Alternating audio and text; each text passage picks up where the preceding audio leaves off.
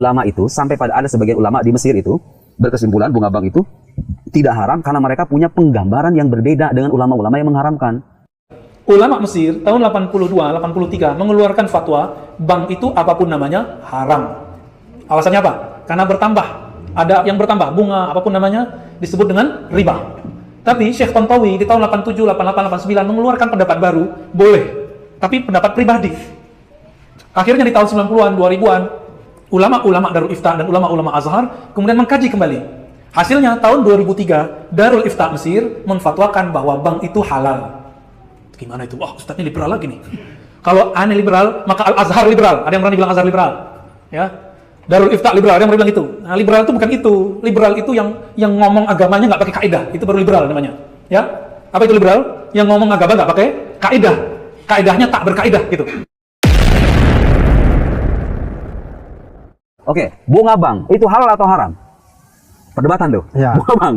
Kita definisikan dulu si bunga bank itu. Ya, lihat. Ulama itu sampai pada ada sebagian ulama di Mesir itu berkesimpulan bunga bank itu tidak haram karena mereka punya penggambaran yang berbeda dengan ulama-ulama yang mengharamkan. Jadi istilah bunga bank ini deskripsinya gitu loh. Seperti apa sih? Proses transaksi. Lihat, orang mau menghukumi menyampaikan hukum agama saja harus belajar logika itu.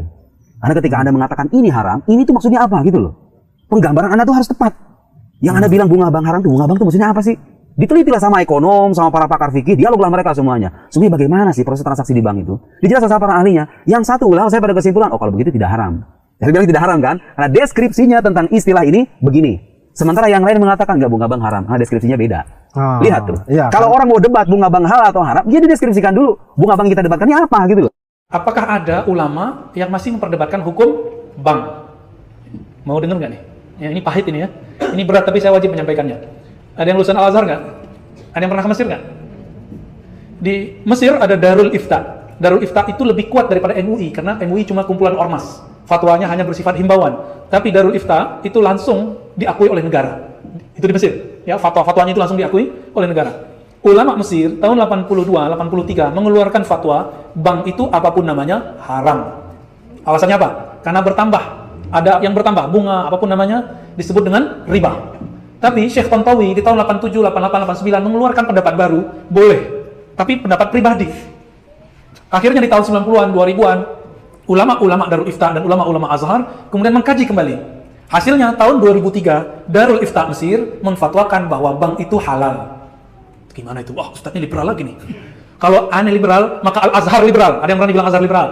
Ya. Darul Ifta liberal, ada yang berani bilang itu. Nah, liberal itu bukan itu. Liberal itu yang ngomong agamanya nggak pakai kaidah. Itu baru liberal namanya. Ya. Apa itu liberal? Yang ngomong agama nggak pakai kaidah. Kaidahnya tak berkaidah gitu. Ulama Darul Ifta itu rata-rata ulama Azhar semua. Apa fatwa mereka? Bank itu sudah kami kaji lama, maka kami merevisi fatwa yang tahun 80-an itu. Jadi di kalangan ulama sendiri ada revisi. Masa yang bukan ulama maksain ulama? Ustadz kadang takut sama jamaah, akhirnya Ustadz terpaksa juga ikut-ikut sama selera jamaah. Tapi, kata guru kami ya, menanggapi perdebatan itu. Syekh Ali Mustafa Yaqub, Kiai Ali Mustafa Yaqub, itu punya buku. Ada ikan tuna, kok pilih bawal gitu. Ada ikan apa yang gede-gede itu? Ikan kakap kok pilih teri. Maksudnya apa? Udah ada bank syariah, kok masih terjebak bank konvensional. Meskipun ada ulama yang membolehkan bank konvensional. Jadi, gimana sikap kita terhadap persoalan bank? Karena ulamanya beda pendapat, maka antum harus siap-siap beda pendapat. Dan beda pendapatan. Ya. Lalu, ada persoalan di sini ya. Saya melihat, memandang, meneliti, mengobservasi orang-orang yang mengharamkan bank, gerakan anti riba ini nggak kafah juga. Dia gerakan anti ATM, kredit, debit, bahkan anti bank syariah. Namun masih pakai fulus rupiah. Kalau berangkat haji pakai real dan dolar. Saya mau tanya, yang mengeluarkan nilai, bukan nyetak, kalau nyetak ada pencetaknya ya, yang mengeluarkan nilai angka rupiah itu bank atau emas? Terjebak nih, lagi serius dibuat begitu jadi keblinger ya, keblank ya. Yang buat itu bank atau bukan? Bank apa yang mengeluarkan nilainya? BI. Antum itu mengharamkan bank tapi pakai produknya, itu tanda nggak paham hukum fikih dan kawaid fikih. Dalam kaidah fikih ada sebuah kaidah at-tabi'u tabi'un. Kalau kamu mengharamkan A, maka apapun yang dihasilkan dari A haram. Kalau kita haramkan bank, maka antum haram menggunakan ATM, haram menggunakan fulus kertas atau fulus koin ataupun elektronik, haram semua. Maka beragama jangan picik. Oh, kita kembali ke dinar dan dirham. Allahu Akbar. Dinar itu diadopsi Rasulullah dari Romawi. Ya kan? Nabi aja bisa ngadopsi, mas ente nggak ngadopsi? Ini mau kembali ke zaman barter kali ya? Mau zaman barter? Nauzubillah min dzalik. Yang dianggap ilmu ternyata ketidakmengertiannya. Tidak mengerti itu kalau bahasa kasarnya, Pak. Jahilun. Tapi kita nggak pakai ya, walaupun sebenarnya begitu. Jadi, ulama kita beda pendapat. Saya sudah tanya ke MUI di pusat, ternyata MUI yang mereka masuk ke DSN, Dewan Syariah Nasional, itu ternyata pas dicek dompetnya, separuh itu bank konven. Tapi dia duduk di Dewan Syariah Nasional yang membawahi bank-bank syariah. Kan aneh. Iya, ternyata ulama-ulama yang yang menganjurkan bank konvensional sendiri juga belum tentu mengharamkan bank ulama yang menganjurkan bank syariah belum tentu juga menganjurkan bank. Nah, gitulah ya. Dia belum move on 100% gitu. Seandainya Indonesia ulamanya serius, ayo kita bareng-bareng tinggalkan bank syariah, bank konvensional. Hancur juga tuh. BUMN itu membawahi beberapa bank. Kalau kita tutup bank, bisa hancur negara ini. Maka bank itu salah satu nafasnya negeri ini. Antum percaya atau tidak? Buat jalan itu kalau nggak ada bank nggak jadi. Ya, bangun kampus-kampus Islam, kampus-kampus negeri yang Islam, pesantren-pesantren, semuanya itu yang Islami. Tanpa bantuan lewat bank nggak jadi. Kalau lewat bank ketahuan mana yang gratifikasi, ketahuan nggak? Ketahuan, Pak. Tapi kalau pakai kardus, pakai kotak, pakai plastik nggak ketahuan. Hati-hati di sini. Oleh karena itu, saya mengajak, ayo ulama kita sudah buat bank syariah, ya. Namun jika memang belum bisa meninggalkan bank konvensional, ambil seperlunya, tapi bangun semangat untuk membesarkan bank. Ustaz kok pelimpan? Bukan pelimpan, kan antum aja yang belum move on, ya. Saya udah 10 tahun sebelumnya, saya nggak pernah pakai bank konven. Tapi karena dapat fatwa dari ulama Darul Ifta itu, berani lagi, terima beasiswa oleh BNI. Ya, habis itu lewat mandiri, habis itu lewat apa gitu. Ya, akhirnya kata imam-imam kita di Darul Ifta itu, masyayikh-masyayikh kita, siapa yang terkena perdebatan ini, faliyat yuqallid man abaha. Kalau kamu terjebak dalam satu ini, maka ikutilah ulama yang membolehkannya, biar hatinya tenang. Ini masuk ke khilafiyah. Kenapa dia khilafiyah? Karena bank tidak ada di Quran, tidak ada di sunnah, tidak ada ijma, tidak ada di... Tapi kalau riba, ada di Quran, ada di sunnah, ada di ijma, ada di qiyas. Mengharamkan riba wajib. Menghalalkan riba diperdebatkan. Sampai kiamat nggak selesai, jangan paksa orang deh, ya. Jangan paksa orang. Ini ambiguitas orang-orang yang anti bank, kok masih pakai duit? Jangan pakai duit, baru antum itu pas gerakan anti ribawinya, ya.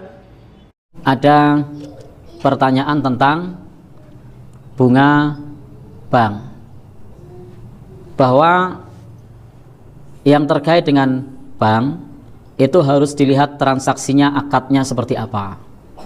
Kalau akadnya adalah akad jual beli seperti murabahah, maka mengambil keuntungan dari jual beli itu halal.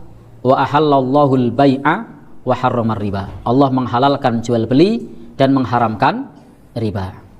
Tapi kalau akadnya adalah meminjamkan sesuatu, meminjamkan uang maksud saya, lalu kemudian mengambil keuntungan dari meminjamkan uang, maka kaidahnya kullu qardin jarra manfaatan fahuwa riba. Setiap memberikan pinjaman lalu mengambil manfaat atau keuntungan dari meminjamkan itu, maka itu adalah riba. Jadi cara mengambil keuntungannya bagaimana? Kalau dengan cara jual beli halal, tapi kalau dengan cara meminjamkan lalu mengambil keuntungan, maka itu adalah riba. Allah sudah berfirman, wa ahallallahu al-bai'a wa harramar riba. Allah menghalalkan jual beli dan mengharamkan riba. Atau juga dengan akad yang lain selain akad murabahah. Misalnya dengan akad musyarakah mutanakisah, dengan akad mudorobah. Akad apalagi yang lainnya? Akad ijarah mustajir atau akad-akad yang lain. Tetapi kalau akadnya hanya sebatas meminjamkan lalu mendapat keuntungan dari meminjamkan uang, maka itu jelas itu adalah riba. Jadi ini sebagaimana tadi penanya menyampaikan bahwa yang mengatakan bunga bank itu riba adalah Wahabi, itu tidak benar. Karena kaidahnya sudah jelas. Setiap meminjamkan uang, yang mengambil keuntungan dari meminjamkan uang adalah riba. Bahkan Nabi sendiri menjelaskan bukan hanya sekedar keuntungan yang berupa uang, tetapi juga keuntungan yang berupa yang lainnya. Ketika kita terlibat utang piutang dengan orang, lalu kemudian orang itu menawarkan untuk naik di hewan tunggangannya atau di kendaraannya, padahal biasanya tidak menawarkan untuk naik di kendaraannya. Setelah dia ngutang lalu menawarkan kepada kita untuk naik di atas kendaraannya, apa kata Nabi? Fala yarkab ma'ah, jangan naik bersamanya. Jadi jangan naik bersamanya. Kenapa? Karena itu termasuk keuntungan dari meminjamkan uang. Jadi keuntungan dari meminjamkan uang itu termasuk riba, kecuali keuntungan yang sifatnya ngikut, bukan keuntungan yang sifatnya tujuan. Karena tadi belum ada kebiasaan sebelumnya untuk menaikkan di atas kendaraannya, maka tidak boleh. Tetapi kalau sudah berjalan sebelumnya, sudah terbiasa menaikkan di kendaraannya sebelum terjadi utang piutang, maka tidak masalah. Artinya bahwa terkait bunga bank itu riba, ini bukan soal Wahabi atau bukan, tapi ini soal mengambil keuntungan dari meminjamkan uang. Ini yang disebut dengan riba. Kalau mengambil keuntungannya dengan cara sewa menyewa, boleh. Mengambil keuntungannya dengan cara kerjasama usaha bagi hasil, boleh, atau mudharabah. Kalau mengambil keuntungannya dengan cara jual beli seperti akad murabahah, boleh. Kalau mengambil keuntungannya dengan cara musyarakah mutanakisah, jual beli saham, boleh. Sehingga tidak semua produk bank itu disebut riba. Yang riba itu adalah mengambil keuntungan dari meminjamkan uang. Jadi jelas ya, yang riba itu adalah mengambil keuntungan dari meminjamkan uang. Kalau transfer, riba apa tidak? Tidak. Ada transfer lalu dikenakan admin, maka ini tidak termasuk riba. Riba itu kalau ngambil keuntungan dari meminjamkan uang. Kalau menabung di bank konvensional itu macam meminjamkan uang atau tidak, ada bunganya seperti itu? Prinsip ketika kita nabung di bank itu sesungguhnya uang kita dipakai oleh pihak bank. Ketika uang kita dipakai oleh pihak bank, berarti pihak bank minjem uang kita. Jadi berarti pihak bank minjem uang kita, diputar oleh pihak bank. Lalu pihak bank ngasih bunga kepada kita. Maka bunga itu adalah riba karena statusnya kita meminjamkan uang. Kecuali tadi akadnya mudharabah pada sektor real, bukan dengan cara diutangkan mengambil keuntungan dari utang, tapi kerjasama pada sektor yang real, itu mudharabah, itu tidak masalah. Tetapi kalau kemudian kita nabung lalu mendapatkan keuntungan dari nabung itu, maka statusnya kita meminjamkan uang dan kita mendapatkan keuntungan dari meminjamkan uang, maka itu adalah riba. Allah alam bisawab. Bagaimana hukum menabung di bank, transfer di bank kalau uangnya banyak? Karena hampir rata-rata pengusaha pasti berhubungan dengan bank. Para ulama telah menyebutkan hukum di bank. Dan kita hukum menabung di bank.